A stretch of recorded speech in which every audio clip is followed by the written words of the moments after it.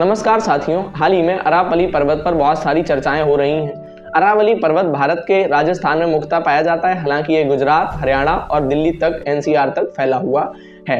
अरावली पर्वत विश्व के सबसे प्राचीनतम पर्वतों में से एक है और ये अब अवशेष मात्र बचा है। पहले ये हिमालय से भी बड़ा पर्वत हुआ करता था। अब अरावली पर्वत भारत के लिए जो भारत के भौगोलिक विशिष्टता है उसको बनाए रखने के लिए बहुत जरूरी है और इसकी महत्वता बहुत ज्यादा है। लेकिन हाल ही में अब इसकी परिभाषा में परिवर्तन करके कर दिया गया है कि 100 मीटर से अगर कम ऊंचाई वाली जो श्रेणियां हैं अरावली की, उनको अब अरावली रेंज का हिस्सा नहीं माना जाएगा और उन पर खनन किया जा सकता है। उनको समतल करके वहां पे इंडस्ट्री, घर, बिल्डिंग सब कुछ बनाया जा सकता है। इससे खतरा अरावली पर आ गया है क्योंकि लगभग 90% से अधिक अरावली के क्षेत्र ऐसे हैं जो सीधे तौर पर 100 मीटर से कम रह चुके हैं और अब उन पर सीधे खनन करके उनको खत्म किया जा सकता है।